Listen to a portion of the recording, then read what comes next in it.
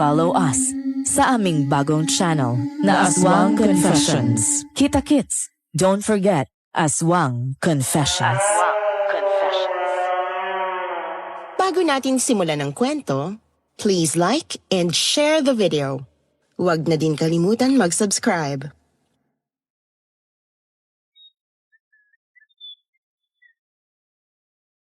Nay, totoo po bang anak ako ng aswang? Ano? Bakit mo naman naitanong yan, anak? Kasi po inaasar po ko ng mga kalaro ko eh. Sabi nila anak daw po ko ng aswang. Sabi nila aswang daw po si tatay. Totoo po ba yun, Nay? Sabi mo sa mga kalaro mo mamayang gabi, aaswangin sila ng tatay mo kapag hindi nila tinigil ang pang-aasar sa'yo. Pero ano pong totoo? Bakit po nila sinasabi na aswang si tatay? Gusto mo ba talaga malaman, anak? Opo, Nay. Gusto ko po malaman yung totoo. Sige, anak. Ikukwento ko sa'yo. Makinig kang mabuti, ha?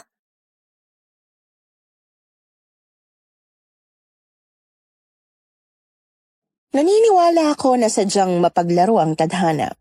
May mga taong dumarating sa buhay natin na inaakala nating sila na ang itinakda para sa atin. Pero sa huli, tadhana pa rin ang magpapasya kung mananatili sila o magiging isang aral na lang sa ating buhay. Itago niyo na lang ako sa pangalang Malena. Hindi ko na lang po sasabihin ang mga impormasyon tungkol sa akin at sa lahat ng tauhan na bahagi ng aking ilalahad na kwento dahil sensitibo at puno ng misteryo ang lahat ng nangyari. Naisip kong panahon na para ibahagi ang aking naiibang karanasan dahil naniniwala ako na may mga bagay na hindi maaaring manatiling nakatago habang buhay.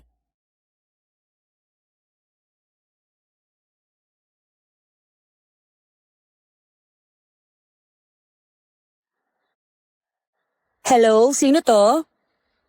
Malena, pwede ba tayong mag-usap? Palagi mo na lang akong tinataguan, ha? Ano pa bang gusto mong pag-usapan, Yuno? Tapos na tayo. Wala ka ng dahilan para guluhin pa ako. Ayaw na kitang makita, kaya tigilan mo na ako. At akala mo ba, ganun lang kadali ang lahat? Akala mo ba matatakasan mo ako, Malena? Wala pang babae ang nakatakas sa akin. At hinding-hindi, ikaw ang magiging una. Hindi mo ako kayang takutin. Matagal nang tapos ang lahat sa atin. Wala kang karapatan sa akin at lalo na sa batang dinadala ko. Huwag mo ako subukan, Malena. Alam mong hindi ako natatakot gumawa ng paraan para makuha ang gusto ko. At ang batang yan, anak ko rin siya. Wala kang karapatang ilayo siya sa akin. Akin lang ang batang ito, Yumo. Hindi mo siya maangkin, hindi mo siya makukuha sa akin. Kahit saan ka magtago, Malena, susundan kita. Wala kang ligtas sa akin. At kapag natuntun kita, kukunin ko ang anak ko kapag nakapanganak ka na sa ayaw at sa gusto mo. Subukan mong kunin siya, Yumo. Subukan mo. Dahil hindi rin ako papayag na makuha mo ang anak ko. Oh, bakit mo naman binagsak ang telepono? Sinong kaaway mo, anak? Nay, si Yumo po ang tumawag. Ginugulo na naman po ako. Ano pa ba ang kailangan ng lalaking yun sa'yo? Di ba siya ng babae at nagloko? Ang kapal na mukha niya. Sabi niya po, may karapatan daw siya sa anak ko. Kaya gagawin daw niya ang lahat para makuha ang anak ko. Kapag naipanganak ko na siya. Ano? Wala pa lang kasing tarantadong lalaking yun Ang lakas sa loob. Wala siyang karapatan sa sanggol na dinadala mo. Kahit wala siya, kaya natin buhayin ang anak niyo. Sa susunod, wag na wag mong sasagutin kapag tumawag siya, ha? Ako kakausap sa damuhon na yon. Hanggat nandyan sa paligid si Yumo, hindi po ako mapapakali, Nay. Paano ko mahanap na tayo? Alam mo naman ang lalaking yun, may impluwensya. Kayang-kaya niya tayo mahanap dito. Anong plano mo, anak? Aalis tayo rito, Nay. Lalayo tayo. Pupunta tayo sa malayong lugar, sa malayong probinsya kung saan hindi tayo matutunto ni Yumo. Hindi ko hahayaan na magtagumpay siya. Magkakamatayan muna kaming dalawa. Kung yan ang desisyon mo, anak, susuportahan kita. Ang lalaking yon ay hindi titigil hanggat hindi niya nakukuha ang gusto niya. Kaya kailangan nga magpakalayo-layo tayo. Siguro ay nagtataka kayo kung bakit sobra ang galit ko sa lalaking nagngangalang Yurno. Siya ang dati kong nobyo. Nakilala ko siya sa bar na pinagtatrabahuhan ko sa Malate noon. Isa akong waitress doon at si Yurno ay isa sa mga regular na customer. Nung una pa lang, mabilis nang nahulog ang loob ko sa kanya dahil napakagwapo niya. Maganda ang pangangatawan at higit sa lahat, galante siya. Tuwing ako ang nagsuserve ng inumin niya, palagi niya akong binibigyan ng malaking tip. Hanggang sa naging close kami at nagkaroon ng relasyon. Aminado ako ng mga panahong yon, masaya ako at natutuwa na naging kami. Guwapo na nga ang nobyo ko, may pera pa, kaya wala na akong mahihiling pa. Minahal ko siya, ngunit hindi ko inaasahan na magagawa niyang ipagpalit ako sa ibang babae. Napakasakit ng ginawa niya sa akin. Matapos kong ibigay sa kanya ang lahat, nagawa niya pa akong lokohin. At dahil paulit-ulit niya akong niloloko, nagdesisyon na akong hiwalayan siya at tuluyan ng lumayo. Ngunit nang malaman niyang buntis ako, palagi niya akong kinukulit na bumalik sa kanya, pero ayoko na. Hindi ko na gustong bumalik sa kanya matapos niya akong pagtaksilan.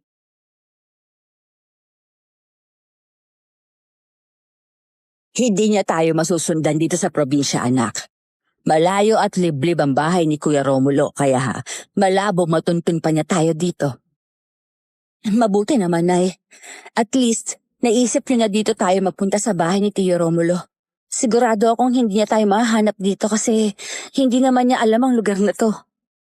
At kung sakali mang mapuntahan ka pa niya rito, ay nako, hindi siya uubra kay Kuya Romulo. Dating sundalo yon. Baka gusto niyang mabaril. Huwag siya magkakamali. Dapat lang sa kanya yon. Babaero siya eh. Subukan lang niyang pumunta rito. Ipapabaril ko kay Tio ang pagkalalaki niya. Pero teka, Nay.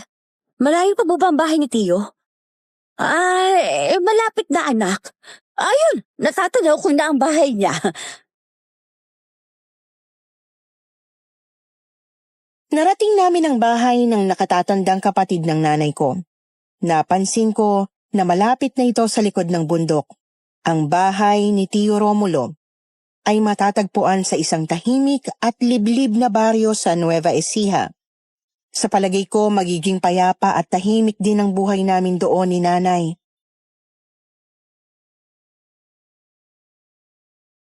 Aba, bakit bigla kayo napadpad dito sa probinsya na mag-ina? Walaan ko. May problema na naman itong anak mo, no, Sonia? Sinabi mo pa, kuya. Ito kasi si Malena. Ginugulo ng dati niyang nobyo sa Maynila. Ayaw siyang tantanan at gusto pang kunin ang anak nila kapag naipanganak na itong pamangkin mo. Sabi ko na nga ba eh. Pero Malena, iha, may karapatan ng lalaking yon sa dinadala mo. Anak niya rin yan. Wala na po siyang karapatan sa anak ko mula nung lokohin niya ako at ipagpalit sa iba. Wala na siyang babalikan na pamilya. Akin lang ang anak ko, Tio. Kaya kong palakihin siya na mag-isa. Hindi niya kailangan magkaroon ng tatay na tulad ng tarantadong yun. Nakapagdesisyon na ang pamangkin mo, Kuya Romulo. Kaya hayaan mo na munang kaming tumira rito sa bahay mo, ha? Huwag ka mag-alala. Mapapakinabangan mo rin kami rito. Ang totoo, may plano na si Malena sa pagpunta namin dito. Magtatayo siya ng karinderya gamit ang naipon niya. Makakatulong kami sa'yo. Ay, may magagawa pa ba ako? Nandito na kayo mag-ina. Bueno, dito na muna kayo hanggat gusto ninyo. Kapag nasundan niya kayo rito, ako ang bahala. Hindi siya uubra rito sa baril ko. Kahit uugod-ugod na ako, asintado pa rin ako. At saka, maganda yung plano mo, iha. Walang ibang karinderya rito sa lugar namin. Wala kang kakumpetensya. Kaya sigurado akong papatok yan sa mga taga rito. Salamat po, Tiyo.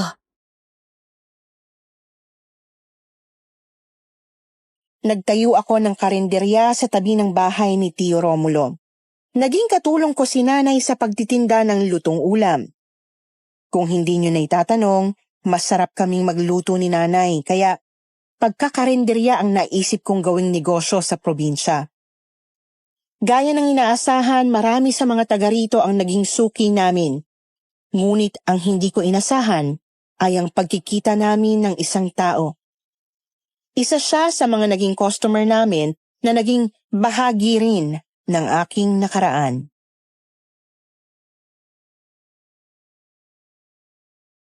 Miss, isang ang order ng kare-kare tsaka isang order na rin ng dinuguan. Sige, sandali lang ha. Rocco? Malena? Anong ginagawa mo rito? Dito na ako nakatira sa Nueva Ecija. Natapos na ang kontrata ko sa pinapasukan kong security agency sa Maynila. Kaya umuwi na ako rito at ngayon tumutulong ako sa tiyuhin ko sa pagsasaka. Ikaw, anong ginagawa mo rito? Dito na kami nakatira ng nanay ko. Nag-resign na kasi ako sa bar. Naisip ko na dito na lang kami tumira sa tiyuhin ko. At dito na rin magnegosyo. Kaya, ayan, may sarili na akong karinderya. Akala ko ay hindi mapapansin ni Rocco ang aking kalagayan, ngunit hindi niya nagawang magtanong. May asawa ka na? Ilang buwan na yung ipinagbubuntis mo? 6 na buwan na, pero wala akong asawa. Wala? Sinong ama lang pinagbubuntis mo na yan? Huwag na muna natin pag-usapan, Rocco. Hindi pa ako handang ikuwentong tungkol dyan eh. Sana maintindihan mo. Napabuntong hininga si Rocco bago tumango at sumagot.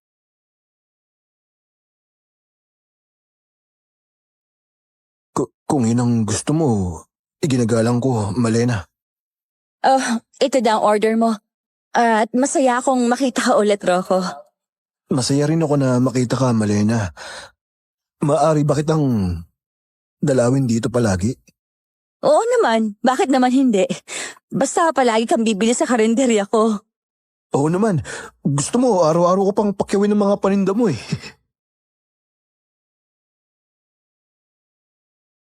Nang biglang sumingit sa pag-uusap namin si nanay. Kung wala ka nang bibilhin, iho, maaari ka na umalis. Marami pang ibang customer ang anak ko. Ay, Nay! Kilala ko po siya, si Rocco po. Isa po siya sa mga naging customer ko noon sa bar. Rocco, siya ang nanay ko, si Nanay Sonia. Kilala mo pala ang lalaking yan, anak? Ay, akala ko kasi walang magawa at nangungulit lang sa'yo. Pasensya ka na, iho, ha? At nasungitan kita. Naging customer ka pala ng anak ko sa bar? Ako nga pala ang nanay ni Malena. Opo. Security guard po ako dati at madalas akong mapunta sa bar na pinagtatrabahuhan nun ni Malena. Kaya doon po kami nagkakilala. Mabuti naman at may kakilala dito ang anak ko. At least, hindi siya maiinip sa karinderya niya dahil may makakausap siya. Palagi kang bibili sa paninda niya, iho, ha? Ikinagagala kitang makilala. Ganon din po ako.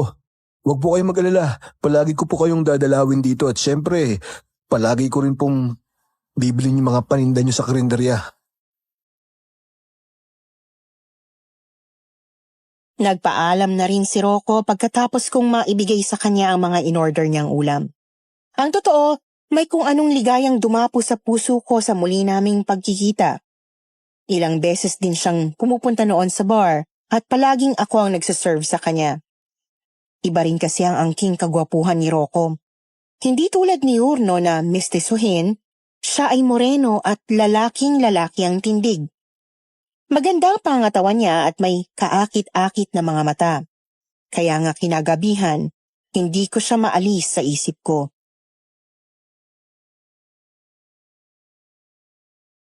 Hindi ko kalain na dito pa sa Nueva Ecija kami magkikita muli ni Rocco. Hindi pa rin siya nagbabago. Ang bait pa rin niya at ang gwapo pa rin niya. Habang iniisip ko si Rocco, bigla akong napabalikwas ng bangon nang marinig ko ang malakas na kalabog sa bubong. Ano yun? Parang may bumagsak na kung anong mabigat sa bubong. Nakaramdam ako ng takot sa mga sandaling yon kaya agad kong ginising si nanay. Nay? Nay? Gising po kayo. Parang may tao sa bubong. Ano? Tao? Paano magkakaroon ng tao sa bubong sa ganitong oras? Alauna na ng madaling araw. Tulog na ang Tio Romulo mo. Siya lang naman ang palaging umaakyat dyan para kumuha ng bunga ng mangga. Hindi po, Nay. Meron talagang tao sa bubong. Narinig ko po mga yabag naglalakad. Diyos ko, hindi kaya inaaswang ka, anak? Po? Aswang? May aswang po ba dito? Kapag may buntis sa paligid, naaamoy yan ng mga aswang. Ay, Diyos ko, baka aswang niyang nasa bubong. Bigla akong kinilabutan sa sinabi ni nanay. Nakadama ako ng matinding takot para sa sarili ko at sa batang nasa sinapupunan ko. Ano pong gagawin natin, Nay? Sandali, anak. Kukuha ako ng asin at bawang sa kusina. Mabisayo na pangontra sa aswang. Gusto sana naming gisingin si Tio Romulo pero nang silipin namin siya sa kanyang kwarto, mahimbing siyang natutulog at naghihilik pa. Alam naming pagod siya sa maghapong pagsasaka kaya hindi na namin siya inistorbo. Sa halip, tinulungan ko na lang si nanay na kumuha ng asin at magdikdik ng bawang sa kusina. Habang abala kami, muli kong narinig ang mga yabag sa bubong. Mas malinaw at mas malakas na yon. Napalunok ako ng laway at napatingin kay nanay. Nay, ayun na naman ang yabag. Mas malakas na ngayon. Oo nga, anak. Parang may kung anong naglalakad sa bubong. Aswang yan. Wala namang matinong tao na aakyat sa bubong ng ganitong oras. Nagmamadaling kumuha si nanay ng asin at dinikdik na bawang. Eto, anak. Ibudbud mo sa mga bintana at sa bawat sulok. Lagyan mo rin ang tiyan mo para hindi ka magalaw ng aswang. Sinunod ko ang utos ni nanay. Binudburan ko ng asin at dinikdik na bawang ang mga bintana, pintuan at bawat sulok ng bahay. Maging ang tiyan ko ay nilagyan ko rin. Kumuha ako ng supot at doon ko inilagay ang asin at bawang at itinali ko yon sa tiyan ko gamit ang nakuha kong garter sa aparador. Maya-maya unti-unting nawala ang mga yabag sa bubong. Nagtitigan kami ni nanay. Kapwa kinakabahan ngunit bahagyang nakahinga ng maluwag. Nay, wala na po ako naririnig. Umalis na ang aswang. Huwag tayong masyadong magpakasigurado, anak. Tuso mga aswang. Siguradong nasa paligid lang yan nagmamatsyag. Huwag na huwag mong tatanggalin ang mga inilagay mong asin at bawang. Mas lalo akong kinabahan sa sinabi ni nanay. Napahawak ako sa aking tiyan at marahang hinaplos yon. Mula ngayon, mas mag-ingat ka sa ipinagbubuntis mo, anak.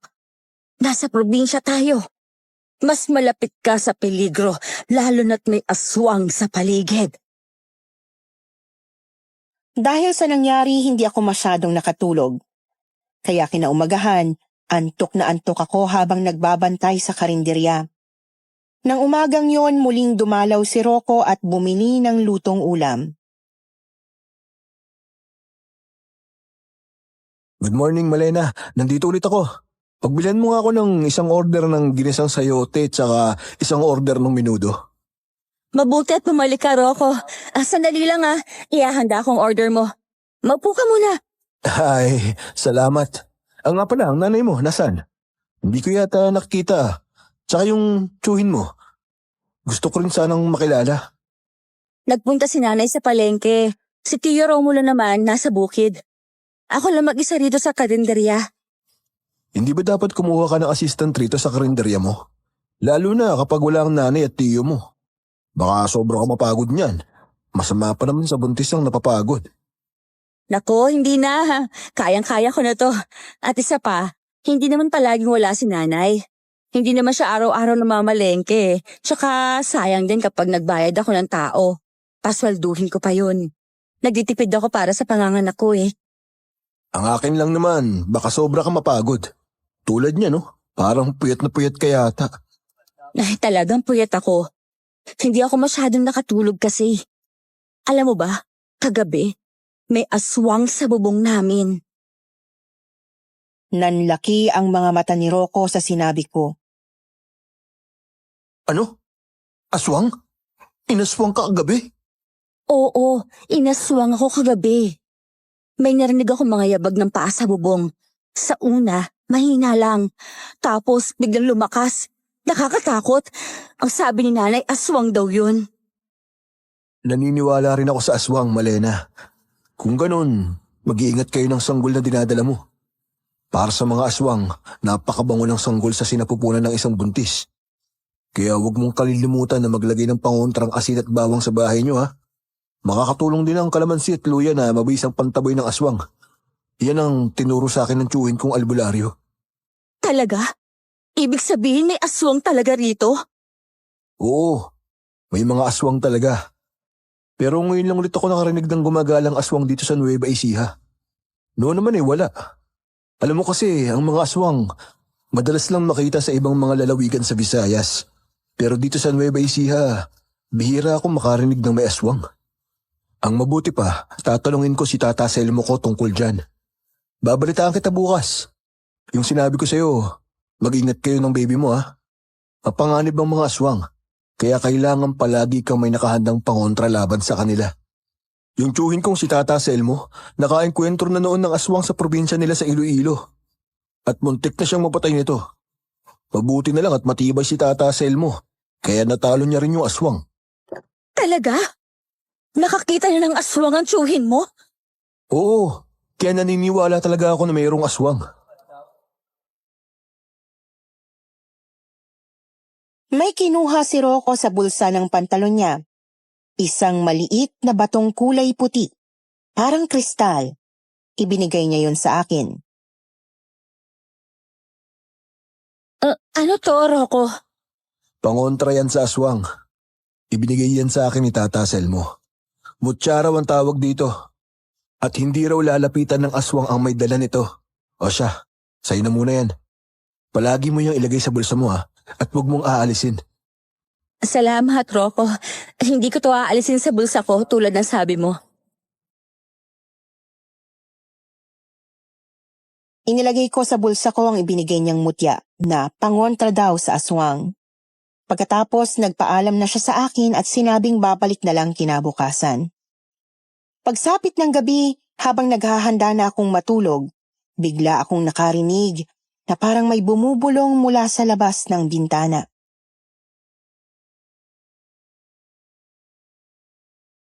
Ha? Parang may tao sa labas. Hindi ko binuksan ang bintana. Sa halip, idinikit ko ang tainga ko roon upang marinig kung sino ang tila bumubulong sa labas.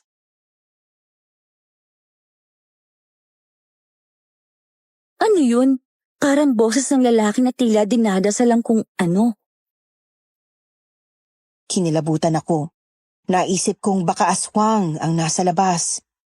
Agad kong dinamihan ang asin at bawang sa may bintana at sa bawat sulok ng aking kwarto.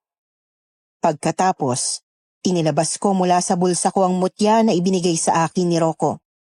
Maya-maya, huminto ang bumubulong. Ngunit ang sumunod na nangyari ay mas ikinagulat ko. May tumatawag sa pangalan ko mula sa labas.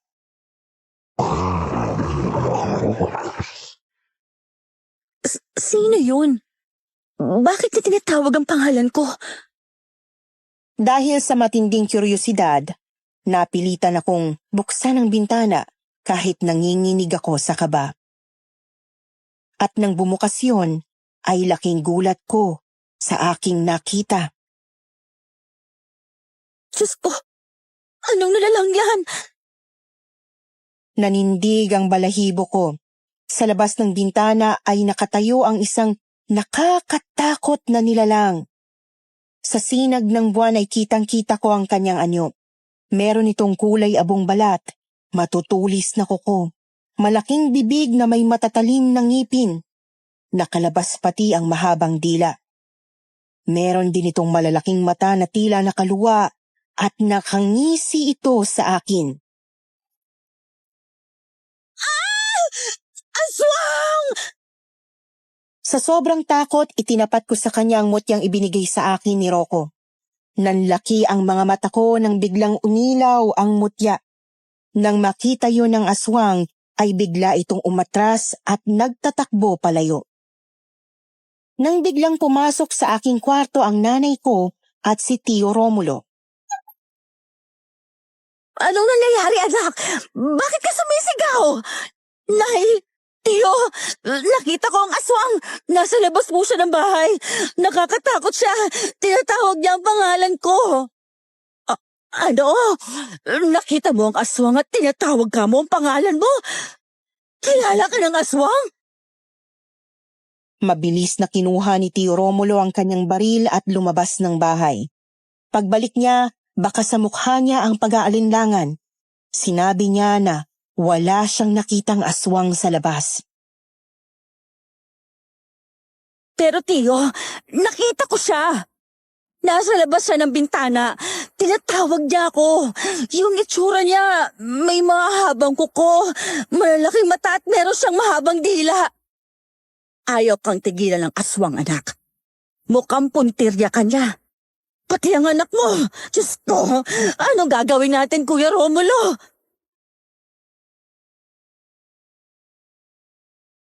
Ayon kay Tio Romulo, hanggat may asin at bawang sa loob ng bahay, hindi basta-basta makakapasok ang aswang. Ngunit hindi niya nasisiguro na hindi na ito babalik. Mabuti na lang po at umilaw itong pangontra na binigay sa akin ni Rocco. Natakot dito ang aswang kaya umalis ito. Nagtatatakbo palayo. Si Rocco? Yung binatang kakilala mo na bumibili sa karenderya? Opo, Nay. Siya nga. Ibinigay niya sa akin ang pangontrang ito. Sabi niya, galing ito sa tiyuhin niyang albularyo. Naikwento ko kasi sa kanya na inaswang ako kagabi. Napakunot noo si Tio Romulo sa narinig. Tinanong niya ako kung ano ang pangalan ng tiyuhing albularyo ni Rocco. Ang sabi niya sa akin Tata Selmo. Tama, Tata Selmo ang pangalan ng tiyuhin niya. Napataas ang kilay ni Tio Romulo at may bahagyang pagkagulat sa kanyang mukha. Ang sabi niya ay kilala raw niya si Tata Selmo. Isa raw itong magaling na albularyo sa lugar na yon.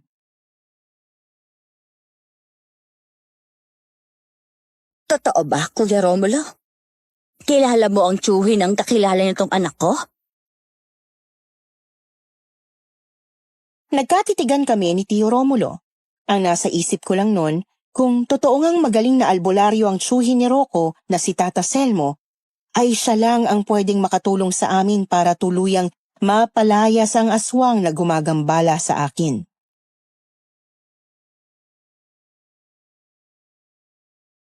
Magandang umaga, Malena. Kamusta ka? Ginambala ka na naman ba ng aswang? Mabuti at dumating ka, Rocco. Tama ka. Inaswang na naman ako kagabi. Ano? May ginawa ba sa'yo yung aswang? Wala naman pero nakita ko siya. Nakakatakot ang itsura niya. Tinatawag niya ang pangalan ko. Pero nang ipakita ko ang mutya na ibinigay mo sa akin, bigla siyang tumakbo palayo. Ang galing pala ng mutyang to, Rocco. Umiilaw pala to. Talagang umiilaw ang mutya kapag may aswang sa paligid. Yung liwanag na nagmumula ron, kinakatakutan nila. Pero ang pinagtataka ko, sabi mo, tinawag ka ng aswang sa pangalan mo? Ibig sabihin kilala ka niya. Oo nga, Rocco. Kinalabutan na ako Hindi ko alam kung bakit niya ako kilala at sino ba talaga ang aswang na yun. Natatakot na ako. Habang nag-uusap kami ay biglang sumingit ang nanay ko. Ikaw pala, iho. Mabuti at dumalaw ka. Nasabi na ba sa'yo ni Malena ang nangyari kagabi? Kamusta po, Aling Sonia? Opo, nasabi na po sa akin ni Malena. Inaswang na naman daw po siya kagabi. Oo, at takot na takot tong anak ko. Tinatawag pa raw siya ng aswang sa pangalan niya. Ay, Diyos ko! Paano kaya nakilala ng aswang yun ang anak ko? Naikwento ko na po sa kanya, Nay. Teka, Nay, si Tio Romulo po. Maaga siyang pumunta sa bukid, anak. Uuwi rin siya agad mamaya dahil pupuntahan natin yung tsuhin nitong si Rocco. Ano po? Kilala niyo po ang tsuhin ko? Oo, Rocco. Sabi ni Tio Romulo, magaling daw na albularyo ang tsuhin mo. Magpapatulong sana kami sa kanya para mapaalis ang aswang na gumagambala sa akin. Kung gusto ninyo, sasamahan ko na kayo kay Tata Selmo. Doon din naman ako nakatira. Talaga, iho? Mabuti pa nga. Mamaya pa kasi uwi ang kapatid ko at baka lasing pa yun pagdating. Mas maganda nang ikaw ang magdala sa amin sa tsuhin mo. Salamat, Rocco. Mamayang hapon na lang siguro tayo umalis. Kailangan muna namin maubos sa mga paninda sa karinderya Sige, Malena. Susunduin ko kayo ng nanay mo mamayang hapon. Gaya ng napag-usapan, sinundo kami ni Rocco sa bahay pagdating ng hapon. Kasama niya kaming pumunta sa bahay nila upang makausap ang tsuhin niyang si Tata Selmo.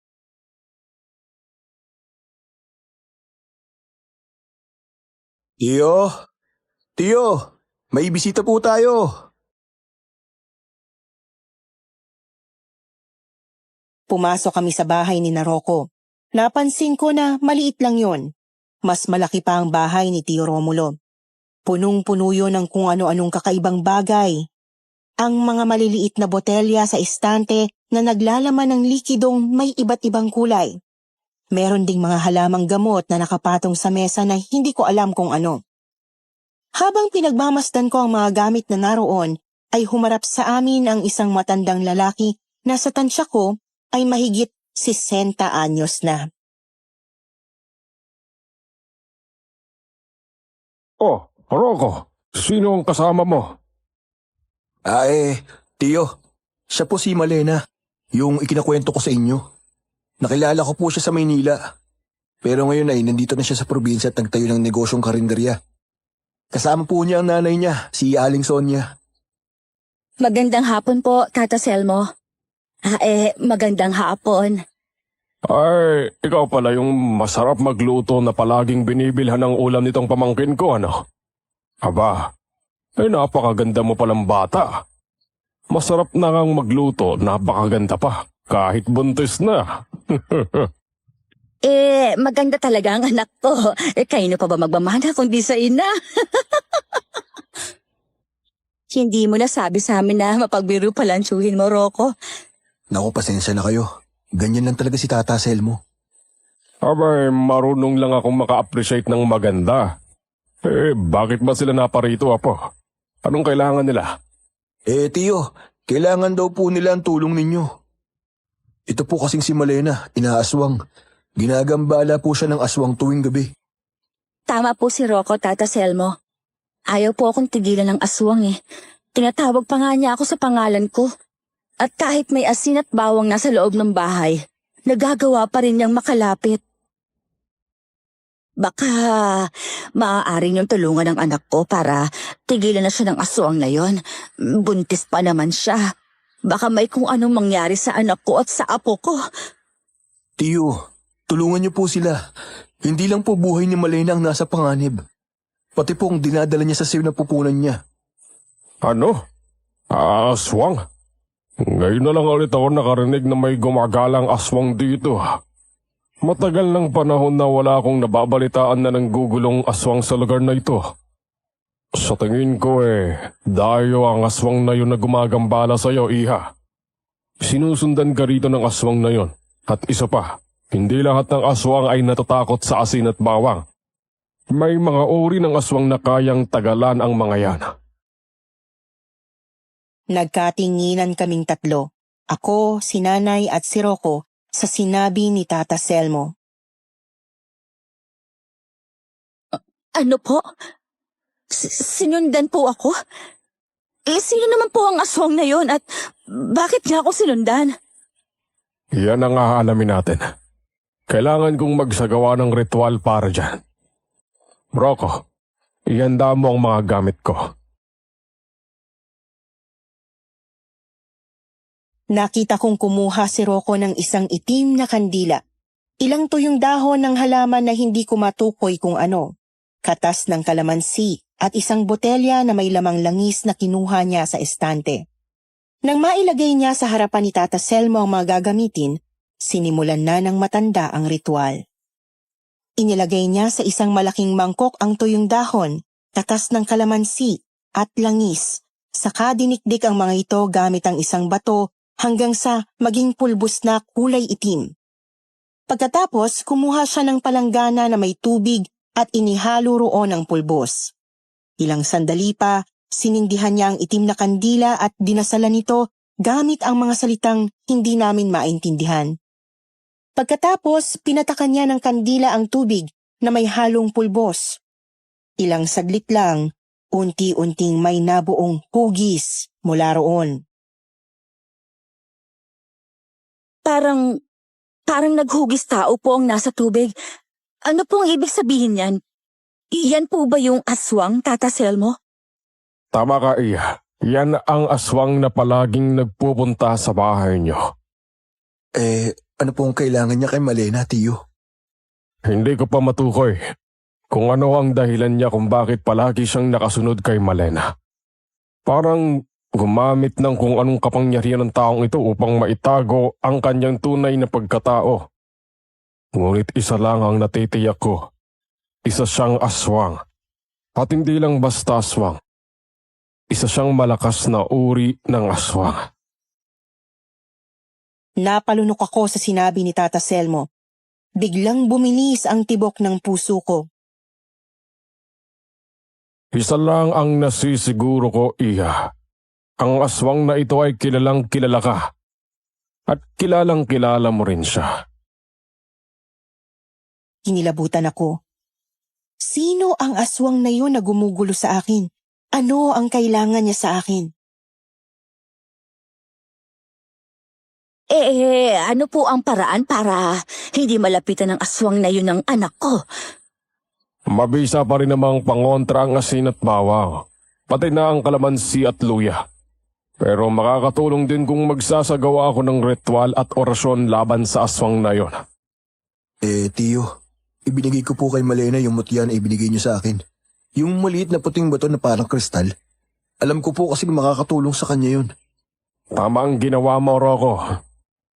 Oo, mabisa rin na pangontra ang mutya. Lalo na kapag umiilaw ito.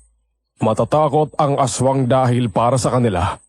Ang liwanag na nagmumula sa mutya ay maaaring ikabulag nila. Ngunit tatandaan nyo, kapag nagamit nyo ito laban sa isang malakas na aswang, maaari niyang paghandaan at makontra ito sa susunod. Kaya kailangang magsagawa ako ng matibay na ritual at orasyon upang mahuli at tuluyang mapuksa ang aswang na yon. Mas magiging mabisa ang ritual at orasyon kapag sumapit ang kabilugan ng buwan.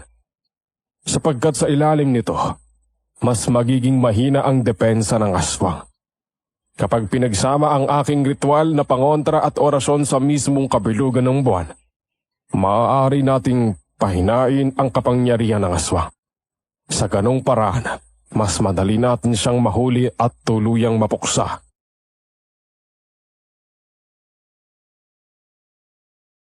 Muli kaming nagkatingina ni Nanay at Rocco sa isa't isa. Ramdam namin ang bigat ng sitwasyon. Ngunit hindi ito magiging madali. Kailangan nating maging handa. Sa pagsapit ng kabilugan ng buwan, mas nagiging mapanganib din ang aswang dahil maaaring subukan niyang umatake bago pa natin matapos ang ritual. Kung ganon, paano natin mapoprotektahan ang anak ko habang hinihintay ang kabilugan ng buwan? Kailangan pa ring paligiran ng asin at bawang ang lahat ng bintana at pintuan ng bahay niyo. Magsabit din kayo ng dahon ng sampalok sa bawat sulok. malakas din itong pangontra sa aswang. At higit sa lahat, Malena, kailangang palagi mong dala ang mutya. Kapag nagsimulang umilaw yan ng kusa, ibig sabihin nasa paligid lang ang aswang. Pagkagaling namin sa bahay ni Rocco, inihatid niya rin kami pauwi. 8:00 na ng gabi nang makarating kami sa bahay. Pagpasok namin, nadatnan namin si Tio Romulo na lasing at mahimbing nang natutulog sa kanyang kwarto. Napailing na lamang si Nanay. Tama nga siya. Hindi na naman natupad ang pangako ni Tio na uuwi agad mula sa bukid. Ganito na raw talaga siya kapag sinabing maagang uuwi. Siyak na makikipag-inuman muna sa mga kasama niyang magsasaka bago umuwi sa bahay. Kaya naman wala siyang tiwala na sasamahan kami ni Tio kay Tata Selmo. Mabuti na lang at palaging nandyan si Rocco. Sa bahay na rin namin siya pinakain ng hapunan bilang pasasalamat namin sa pagsama niya sa amin sa kanyang tsuhing albularyo. Pagkatapos kumain, nagpaalam na rin siya sa amin ni Nanay at umuwi na. Salamat ulit sa tulong mo, Rocco. Walang anuman, Malena. Gusto ko rin makatulong sa inyo. Gusto ko rin mapuksa ang aswang na yun dahil delikado kayo. Lalo na ang anak mo, sa halimaw na yun. Di bale, hanggat hindi pa sumasapit ng kabilugan ng buwan, mag-iingat kami ni Baby. Pangako yan. Huwag kayong mag-alala. Gagawin niyo Tata Selmo ang lahat ng makakaya niya para tuluyang mapuksa ang aswang na yun. Naku, sana nga, Rocco. Matalo sana ng tiyuhin mo ang aswang na yon para hindi na niya kami guluhin ang anak ko. Pero may itatanong ako sa iyo, Malena. Wala ka ba talagang kilala na sa tingin mo ay may lahing aswang? Kasi kilala ka ng aswang eh. Ang sabi ni Tata Selmo, kilala mo rin daw siya. Saglit akong napaisip at nanlaki ang mga mata ko sa biglang sumagi sa isip ko. Pero imposible. Hindi maaaring siya yon. Wala, Rocco. Pero may naaalala akong isang tao eh. Isang taong gustong-gusto akong makita. Pero hindi maaari. Hindi siya aswang. Malabo yun. Magtatanong pa sana si Rocco nang biglang pinutol ni Nanay ang usapan. Ang mabuti pa anak. Pumasok na tayo sa loob ng bahay baka kasi nasa paligid lang ang aswang. At ikaw naman, Rocco, umuwi ka na. Baka hinahanap ka na ng tiyuhin mo. Heto, magdala ka ng asin at bawang. Baka sakaling makasalubong mong aswang sa daan para may pangontra ka. Ay hindi na po kailangan, Aling Sonia. May dala po akong pangontra rito sa bulsa ko. Ibinigay ito sa akin ni Tata Selmo, kaya hindi ako malalapitan ng kahit anong uri ng aswang. Sige na po, tutuloy na po ako. Mag-iingat po kayo. Mag-iingat ka rin, Rocco. Pagkapasok namin ni Nanay sa loob ng bahay, agad niya akong kinausap. Anak, may hinala ako. Ano yun, Nay? Hindi kaya si Yumo ang aswang na gumagambala sa'yo? Si Yumo? Paano mangyayari yun, Nay? Hindi aswang si Yumo. Oo, gago at tarantado siya pero hindi siya aswang. Imposible na siya ang aswang. Bigla akong napaisip sa sinabi ni Nanay. Paano nga kung si Yurno ang aswang? Paano mo naman nasisiguro na hindi siya aswang? Malay mo! May sa impacto ang hayop na yon at itinago nilang sa'yo ang totoo niyang pagkatao. Kung totoo na aswang si Yumo, paano niya tayo nahanap dito? Ganon ba talaga kagaling ang isang aswang para mahanap tayo? Hindi ako nakatulog ng gabing yon kakaisip. Paano nga kung si Yurno ang aswang? Plano ba niyang kunin sa akin ang anak namin para kainin? Kung totoo ngang aswang siya, kaya ba niyang patayin ang sarili niyang anak? Sa naiisip ko palang kinikilabutan na ako. Ganon ba siya kademonyo para gawa ng masama ang sarili niyang dugot laman? Habang nakahiga ako, muli ko na namang narinig ang mga yabag sa bubong.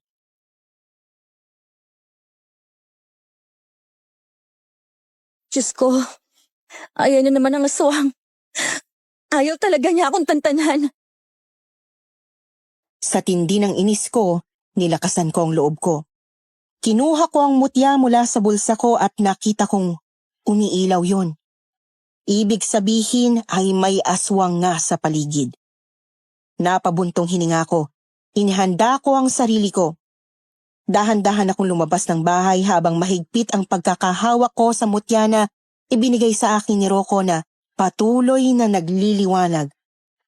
Nang biglang may narinig akong bumaba mula sa bubong. Nang lingunin ko kung ano ang bumagsak sa lupa, ay kitang-kita ko ang nakakatakot na nilalang sa harapan ko. Muli akong nangilabot nang makita ko ang malalaki at mapula nitong mata, matutulis na kuko at ngipin, at mahabang dila na nilalaro-laro pa nito sa kanyang bibig. Ano kailangan mo sa akin, aswang? Layuan mo ko at ang anak ko! Kung hindi, ilalapit ko sa itong hawak kong mutya! Ngunit hindi sumagot ang aswang. Sa halip, umangil ito ng nakakakilabot.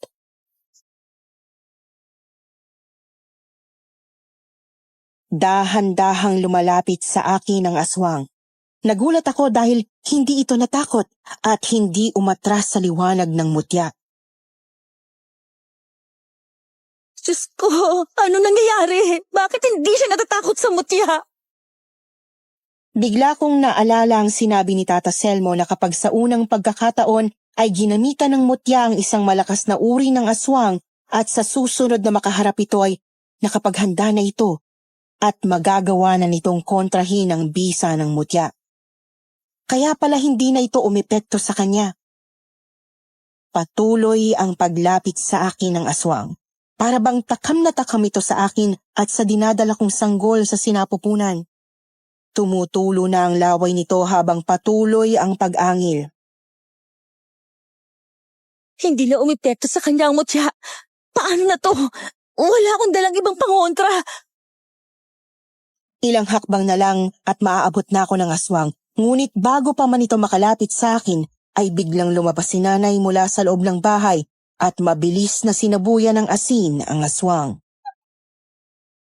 Umalis ka rito, aswang! Layuan mo ang anak ko at apo ko! Napasigaw sa sakit ang aswang. Namilipit ito at umatungal ng malakas. Ayaw mo pang umalis, ha? Ito bang sa'yo? Lumayas ka! Muli niyang sinabuyan ng asin ang aswang hanggang sa napaatras na ito at tuluyang tumakbo palayo. Takot na takot ako at parang naniga sa kinatatayuan ko. Pakiramdam ko'y parang naihina ako sa sobrang takot. Nang hina ako at halos mapaupo sa lupa dahil sa panginginig ng buong katawan ko. Ano ka ba naman, anak? Magpapakamatay ka ba? Bakit ka lumabas sa bahay? Mabuti na lang at nagising ako at napansing wala ka sa kwarto mo. Kung hindi, baka kung ano na ang ginawa ng aswang sa inyo ng apo ko. Halika na sa loob, bilisan mo! Pagpasok namin sa bahay ay abot-abot ang sermon sa akin ni nanay. Ano bang pumasok dyan sa isip mo, ha? Hindi ka ba nag-iisip? Alam mo may aswang sa paligid tapos lalabas ka pa? Hindi ko na po kasi matiis, Nay. Sa sobrang inis ko, nilabas ko ang mutya para ipakita sa aswang na yon. Pero, Nay, hindi siya natakot. Hindi siya tinabla ng liwanag ng mutya. Diyos ko, buti ka na mapahamak, anak. Sa susunod, wag mo nang gagawin yan. Hintayin natin si Tata Selmo. Saka na natin harapin ang aswang kapag sumapit na ang kabilugan ng buwan. Naiintindihan mo? Opo, Nay. Hindi na po mauulit.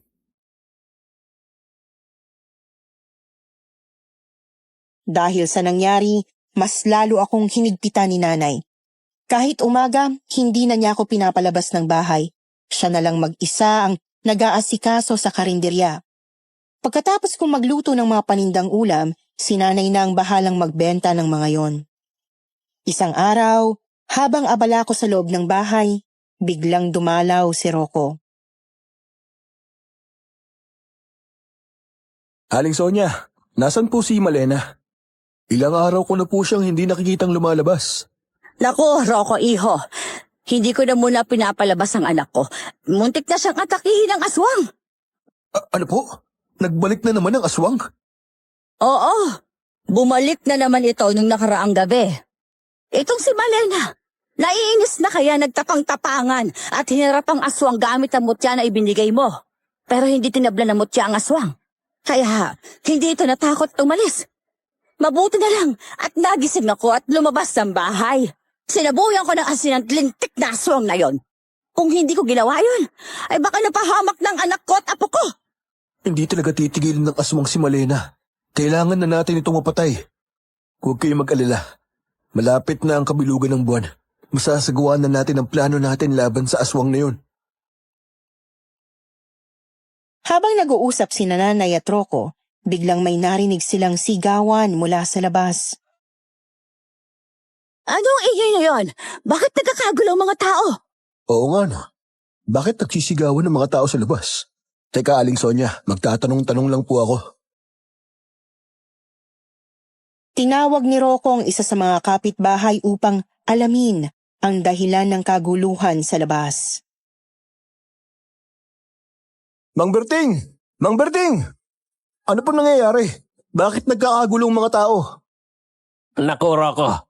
May natagpo ang patay na lalaki sa bukid. Ano po? Patay? Sino pong biktima? Si Mang Tony, yung sabungero. Nakita siyang patay sa bukid. Wakwak ang tiyan at wala nang lamang loob. Ayon sa sabi-sabi, gawa raw yun ng aswang. Ano? Diyos ko! Nang biktima na ng tao ang aswang? Rocco, hindi kaya ang aswang na yon ang siyang gumagambala kay Malena? Hindi ko po alam, Aling Sonia. Pero sandali lang po. Pupunta muna ako sa bukid para makibalita. Babalik po agad ako kapag may nakuha na akong impormasyon. Oo, sige, Rocco. Sasabihin ko rin to kay Malena. Ay, Diyos ko! Ano ba itong nangyayari? Lalo nang nakakatakot ang aswang na yon. Nagmamadaling pumasok sa loob ng bahay si Nanay para ikwento sa akin ang nangyari. Kita ko sa kanyang mga mata ang matinding takot at pangamba. Naku, anak! Malena! Anak! Nay! Ano nangyari? Bakit namumutla kayo? Ang aswang, anak! May pinatay na naman ang aswang! Ano po? May nabiktima na naman siya? Oo, anak. Nagkakagulo na ang mga tao sa labas. May natagpuan daw kasing patay na lalaki sa bukid. Wakwak ang tiyan at wala nang laman loob. Nagpunta na nga ron si Rocco at nakikibalita sa nangyari. Nay, sigurado ako, siya yun. Siya yung aswang na nakita ko. Delikado na siya, Nay. Pumapatay na siya ng tao. Kaya nga, anak, naghahasik na siya ng lagim sa baryo. Dahil hindi kanya malapitan, ibang tao nang binibiktima niya. Hindi na dapat maulit ang pambibiktima niya, Nay. Kung sino man ang aswang na yon, dapat nang wakasan ang kasamaan niya. Oo nga, anak. Teka, malapit na pala ang kabilugan ng buwan. Sa susunod na araw na mismo. Akala ko'y matagal pa. Ay tama si Rocco, sinabi niya kanina. Malapit na talaga yun. Oo, Nay. Malapit na nating malaman kung sino siya. Kung sino ang demonyong aswang na yan. At dahil sa pananakot niya sa akin at sa masamang balak niya sa anak ko, hihilingin ko kay Tata Selmo na ako mismo ang tatapos sa buhay niya. Ano? Nahihibang ka na ba, anak? Bakit hindi, Nay? Gusto kong ako mismo ang papatay sa kanya. Hindi ko gusto ang balak mong yan, anak. Hayaan mo na si Tata Selmo ang gumawa niyan. Hindi, Nay. Nakapagdesisyon na ako. Ako ang papatay sa aswang.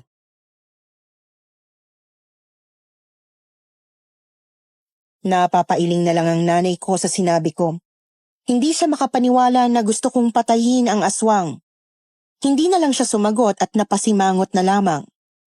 Kinahapunan, bumalik si Rocco sa bahay at nakumpirma niyang aswang nga ang bumiktima sa natagpuang bangkay ng lalaki.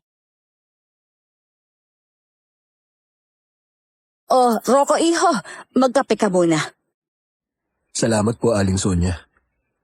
Hindi po natin hahayaan na may gawing masama ang aswang kay Malena at sa baby niya, Aling Sonia. Mas lalo natin higpitan ng pagbabantay sa kanya, lalo pat nakapatay na ang aswang. Sa totoo lang, ayoko nang matakot sa aswang na yon. Ang gusto kong mangyari, makilala siya bago siya mapatay. Kaya Rocco, maaari bang sabihin mo kay Tata Selmo na ako ang papatay sa aswang? Ano? Bakit kailangan na ikaw pang pumatay sa aswang? Kaya nga nandyan si Tata Selmo. Siya ang bahala ron. Ewan ko ba dyan kay Malena kung ano-anong iniisip? Sinabihan ko na yan na malaking kahibangan ang gusto niyang gawin. Itong nakaraang gabi nga lang. Muntik na siyang atakihin ng aswang na yon pero ayaw niyang makinig sa akin. Hindi mo pwedeng gawin yun, Malena. Napakadelikado. Hindi mo alam kung anong klaseng lakas meron ng aswang na yun. Hindi namin gugustuhin na mapahamak ka. Alam ko na nag-aalala kayo sa akin pero sa tingin ko, laban ko rin ito. Ako ang ginugulo ng aswang.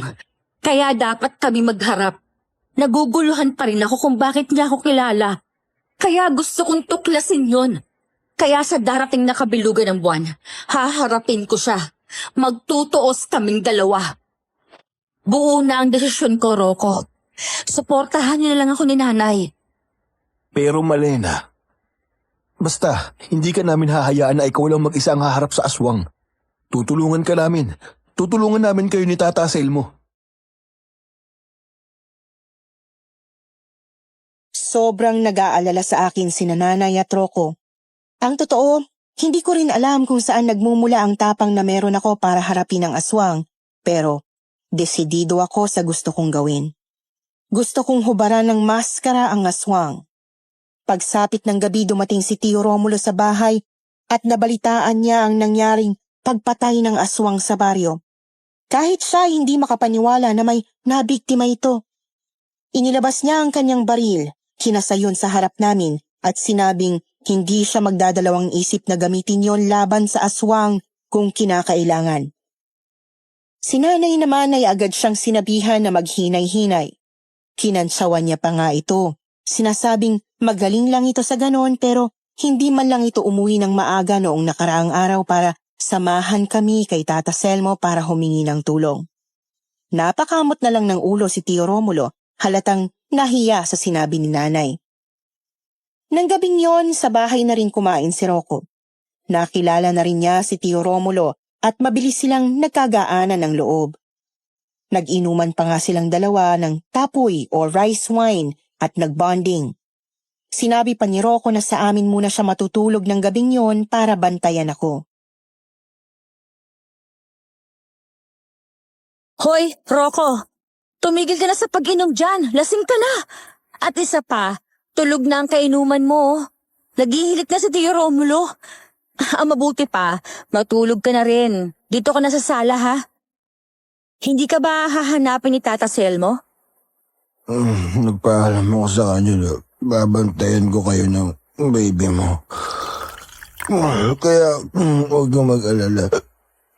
Okay lang kay Tata Selmo na dito muna ako. Hindi ko kayo papabayaan. Dito lang ako. Kaya matulog na kayo ng baby mo. Sige na. Gabi na. Masama sa buntis ang nagbubuyat.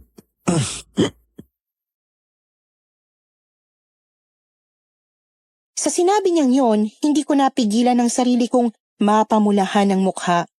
Parang kinilig ako. Kahit alam kong lasing siya, ramdam ko ang sinseridad niya. Pero pilit kong pinigilan ang anumang nararamdaman ko. Hindi ko dapat isipin ang ganon, lalo na't may mas malaking problema pa kami. Ang aswang. Ay nako, lasing ka na nga. Matulog ka na dyan.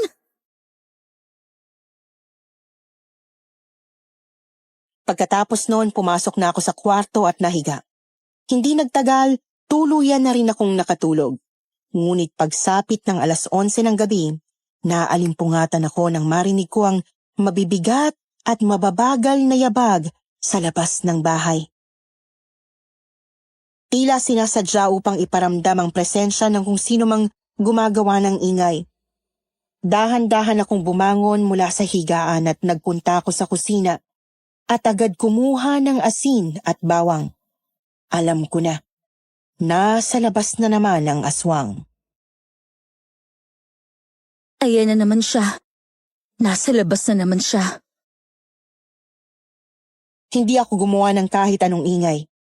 Dahan-dahan akong bumalik sa kwarto habang mahigpit na hawak ang garapon na may lamang asin at bawang. Sumilip ako sa siwang ng bintana para tingnan ang aswang, ngunit wala akong nakita.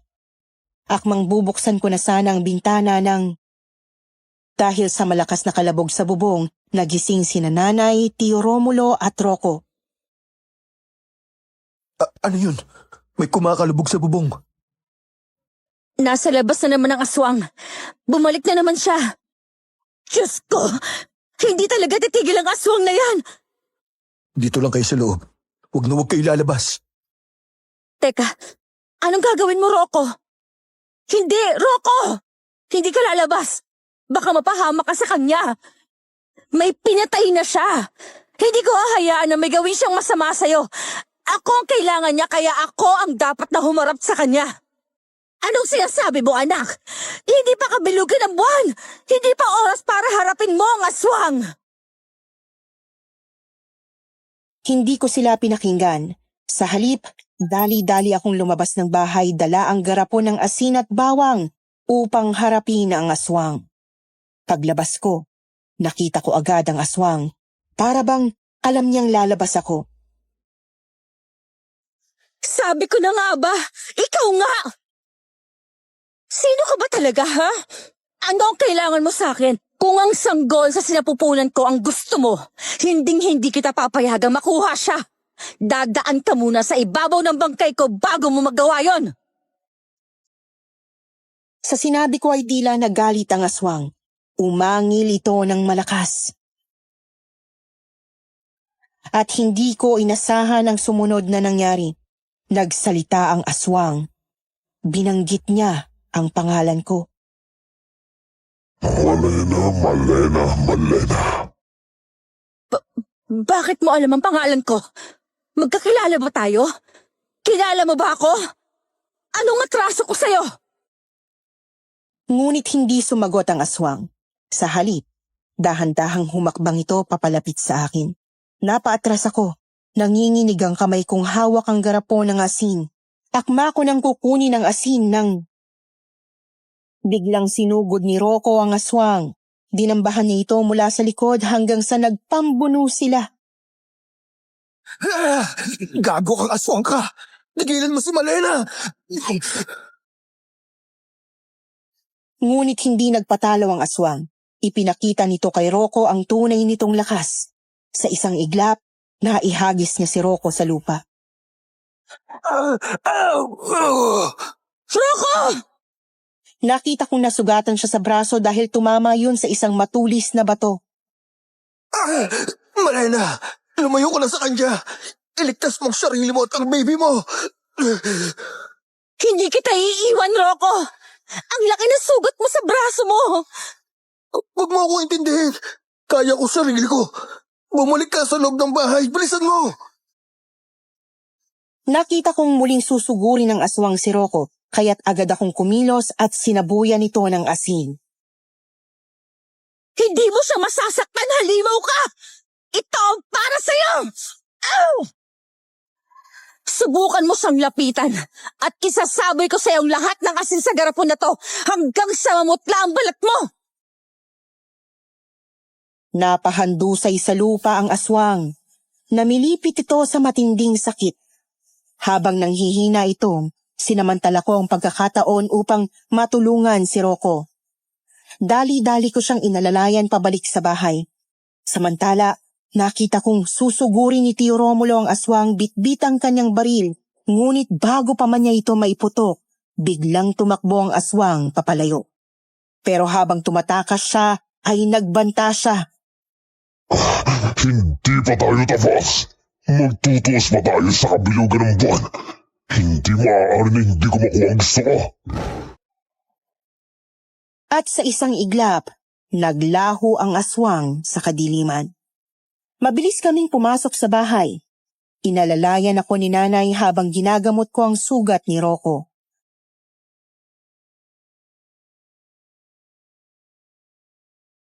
Bakit kasi bigla mo siyang sinugod? Muntik ka na kanina. Hindi ko hahayaan na labanan mong mag-isa ang halimaw na yun, Malena. Nako, salamat sa pagtatanggol sa anak ko, Rocco. Kung hindi mo sinunggaban ng aswang, baka kung ano nang nangyari kay Malena. Ikaw namang bata ka. Hindi ka titigil hanggat hindi ka napapahamak, pati ang apo ko. Wala pong mangyayari kung matatakot tayo. Nay, mas lalo lang natin siyang pinalalakas. Kailangan nating tapatan ang tapang niya. Babalik siya, Malena, sa kabilugan ng buwan. At yun ang araw na pinakahihintay natin. Oo, Rocco. Paghahandaan natin ang pagbabalik niya. Pagsisisihan niya ang panggugulo sa akin. Ang lakas ng loob niyang manghamon, ha? Pwes, ibibigay ko sa kanyang gusto niyang laban.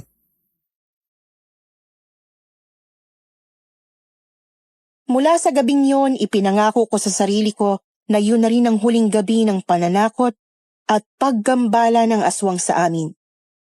Hanggang sa tuluyang sumapit ang kabilugan ng buwan.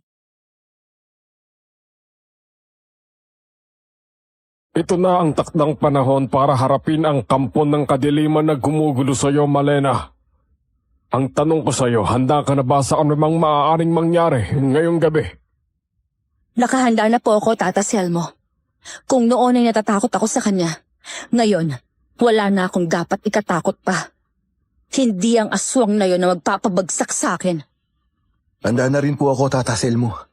Nandito lang ako para tulungan si Malena sa magiging laban niya sa aswang. Salamat po pala, Tata Selmo.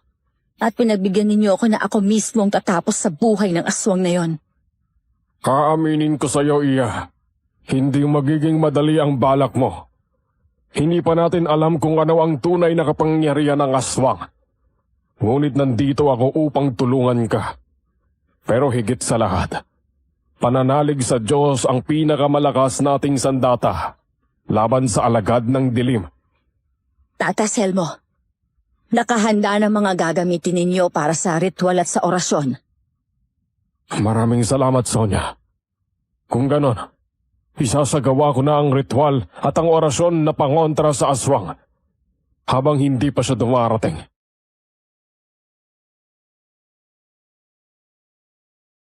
Sinimulan na ni Tata Selmo ang kanyang ritual, kasabay ng pagbibigkas ng orasyon. Una, ginuhitan niya ang lupa sa paligid ng bahay gamit ang uling na hinaluan ng asin upang hindi makalapit ang aswang.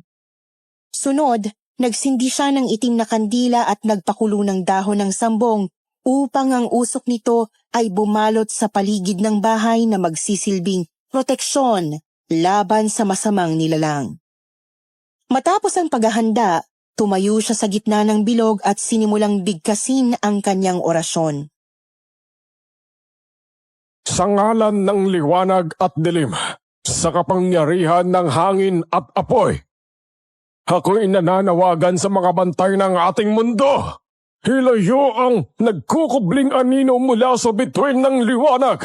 Sa pangalan ng Diyos na may kapal, huwag niyong hayaang makalapit dito ang nilalang ng kadiliman. 3 beses na inulit ni Tata Selmo ang orasyon habang iniikot ang nakasinding kandila sa paligid ng bahay. Kasabay nito, hinahampas niya ang pinakuloang dahon ng sambong sa hangin upang lumikha rin ng proteksyon. 1 oras ang itinagal ng ritual at orasyon. Pagkatapos nun, kitang-kita ang matinding pagod sa mukha ni Tata Selmo. Tila naubos ang kanyang lakas sa ginawang pagsasanggalang laban sa masamang nilalang.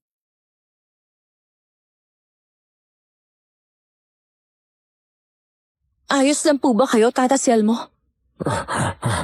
Ayos lang ako, Iya. Huwag mo akong alalahanin. Ganito talaga ako kapag isinasagawa ko ang ritual at orasyon. Ginakailangan kong gamitin ang buong lakas at diwa ko upang maging epektibo ito.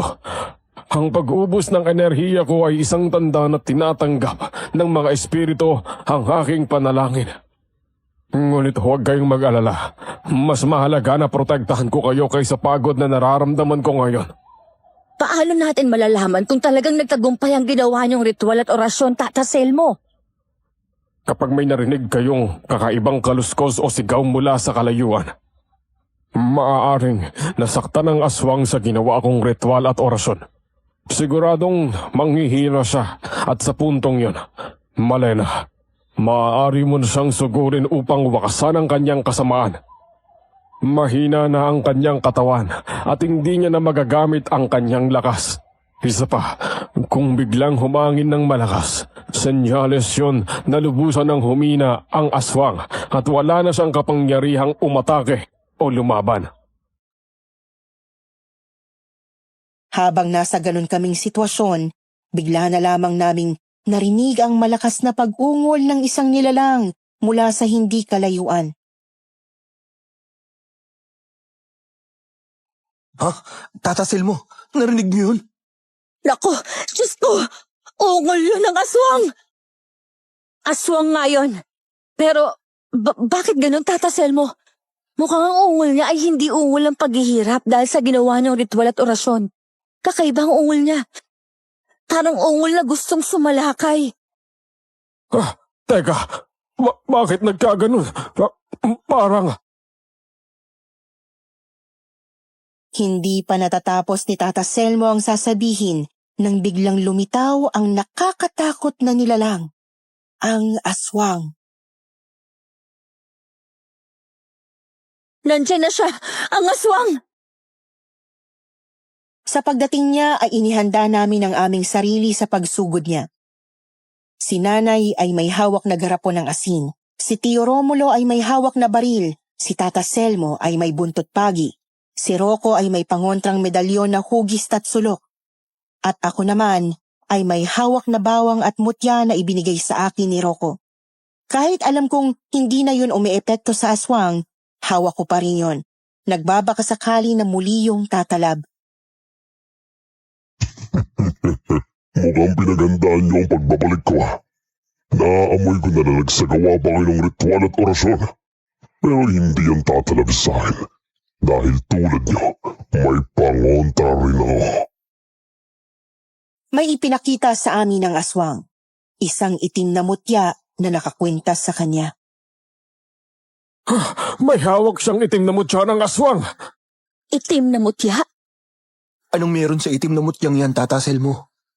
Dalawa kasi ang ibig sabihin ng itim na mutya na may kaugnayan sa aswang. Ang unang mutya ay nasa loob ng katawan ng aswang. Kadalasang iniluluwa nila ito upang ipasa sa kanilang magiging tagapagmana bago sila mamatay. Sinasabing ang mutyang ito ay nagbigay sa kanila ng kakayahang magbago anyo. Lumipad, maging mabilis at magkaroon ng lakas na higit sa karaniwan. Pero ang mutyang suot niya ay isang itim na mutya na kayang kontrahin ang anumang ritual o orasyon ng albularyo laban sa kanila. Maaaring ang aswang na yan ay isang mangkukulam dahil magaling na mangkukulam lang ang kayang gumawa ng itim na mutya. Ang talino mo, tanda. Tama ka. Ito ang mutyang gawa ng isang magaling na mangkukulam. Kung ganon, paano natin matatalo ang aswang na yan, Tata Selmo? May paraan pa. Kailangan niyong gamitin sa kanya ang bala na gawa sa pilak. Kailangang patamaan ang aswang sa dibdib niya, sa puso, upang tuluyang mamatay. Ang bala na gawa sa pilak ay hindi siya kayang kontrahin ang pangontrang mutya ng aswang. Saan naman tayo kukuha ng bala na gawa sa pilak? Diyos ko! Paano na tayo ngayon? Hindi tayo magpapadala sa takot. Lalaban tayo. Hindi ako susuko. Kahit nanginginig ang kamay ko dahil sa kaba, ay dali-dali kong inagaw kay Tata Selmo ang buntot pagi at sinugod ang aswang.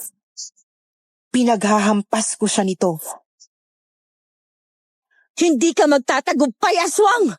Wala kang masasaktan ni isa sa aming hayop ka! Ngunit, mabilis lang na nailaga ng aswang ang buntot pagi. Si Rocco naman ang umatake gamit ang matulis na bahagi ng kanyang medalyon at itinarak yon sa tagiliran ng aswang. Dahil doon umatungal ng malakas ang aswang, ngunit mabilis nitong naitulak si Rocco, kaya napasalampak ito sa lupa. Samantala, pinapasok ko na si nanay sa loob ng bahay dahil matanda na siya para lumaban. Si Tata Selmo naman ay kinuha kay nanay ang garapon ng asin. Kumuha siya ron ng asin at isinaboy sa aswang. Lumayas ka rito, aswang! Tigilan mo na si Malena!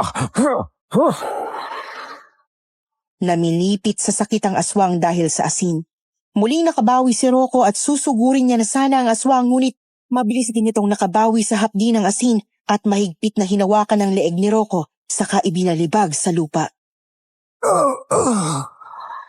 Rocco! Hay, pang-aswang ka! Huwag kang mandamay na ibang tao! Ako ang harapin mo! Sino ka ba talaga, ha? Bakit mo to ginagawa sa amin?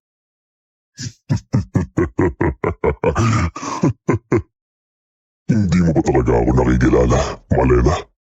Ako ito, si Yorno, ang nobyong iniwan mo. Napanganga ako sa narinig ko. Saglit akong hindi nakakilos. Yumo? Ikaw yan? Isa kang aswang? Paano mo kami nahanap dito? Ang totoo, hindi naman talaga ako aswang nun eh. Tao ako, Malena. Alam mo yan. Pero nung mabalitaan ko na umalis na kayo sa tinutuluyan ninyo, at hindi na kita makita at mahanap, humingi na ako ng tulong sa isang mangkukulam na aswang. Ginawa niya akong aswang para magkaroon ako ng kapangyarihan para mahanap ka. Siya rin ang nagbigay sa akin itong itim na mutya upang hindi ako tablan ng pangontra ng sinumang albularyo.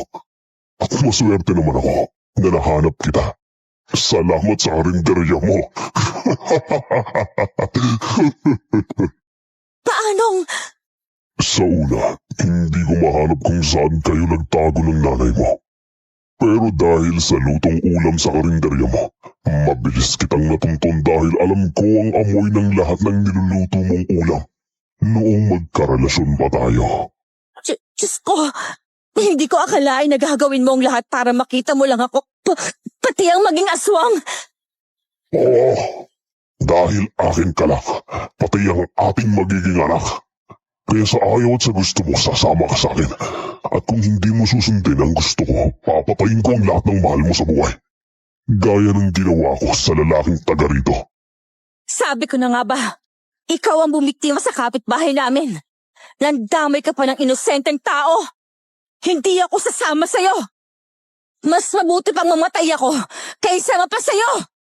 Pero hindi ako mamamatay. Ikaw ang mamamatay. Muli ko sana siyang hahampasin ng buntot pagi, ngunit biglang umalingaw-ngaw ang malakas na tawag sa akin ni Tio Romulo. Malena, saluhin mo itong baril ko. Barilin mo siya. May bala yan na gawa sa pilak. Ibinato sa akin ni Tio Romulo ang kanyang baril. Mabuti na lang at nasa loko yun. Sa narinig ay biglang nagwala ang aswang na si Yorno at akmang susugurin ako. Ngunit bago pa man niya magawa yon, ay naiputo ko na ang baril diretsyo sa kanyang dibdib. Isang malakas na ungol ang pumailan lang mula sa kanya bago siya bumagsak sa lupa.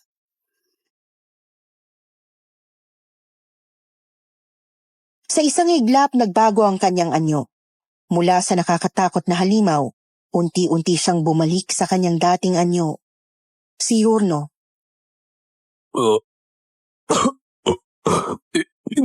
Hindi ko akalain na magagawa mo akong patayin, Malena. Matawarin mo ako. Ang gusto ko lang naman ay mabawi ka at ang ating anak.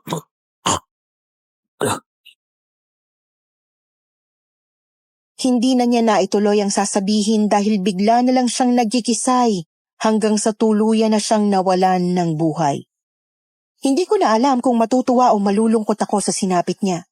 Ngunit nang malaman ko na pinagdaanan niya ang lahat ng yon para lang mahanap ako, nakaramdam ako ng awa at panghihinayang. Hindi naman siya talagang masamang tao. Oo, nagkamali siya, pinagtaksilan niya ako. Pero hindi niya deserve na maging aswang at mamuhay ng miserable. Kung kinausap lang niya ako ng maayos, baka nagawa kong isang tabi ang lahat ng hinanakit ko. Baka nabigyan ko pa siya ng karapatan sa aming anak. Ngunit, sa halip, pinili niyang tahakin ang madilim na landas. Siya pala ang ama ng pinagbubuntis mo. Diyos ko, ginawa niyang lahat para lang makita ka. Kahit pa ang maging aswang. Ay, tuluyan na talagang nasiraan ang bait ang lalaking yan. Mabuti na lang at may naitabi pang bala na gawa sa pilak ang Tio Romulo mo.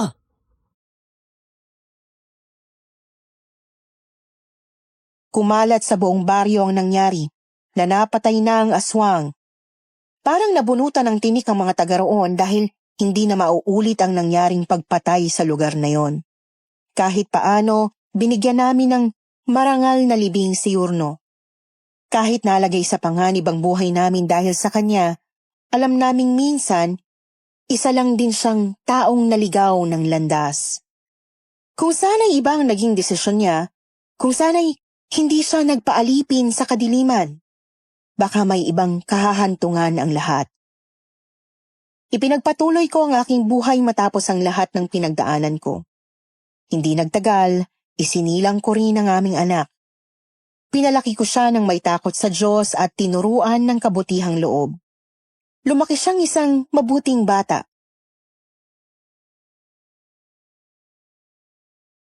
At yon ang lahat ng nangyari, anak. Hindi ka anak ng aswang dahil hindi pa naman aswang ang tatay mo nung ginawa ka namin. Kaya kapag inasar ka ulit ng mga kalaro mo, ang sabihin mo, isusumbong mo sila sa isa mo pang tatay na marunong mang aswang. Aaswangin ko sila. Tumahimik ka na dyan, mahal. Tinuturuan mo pa ng kalokohan ng bata. Yung sinabi ko kanina, joke lang yon. Kumagat ka naman agad.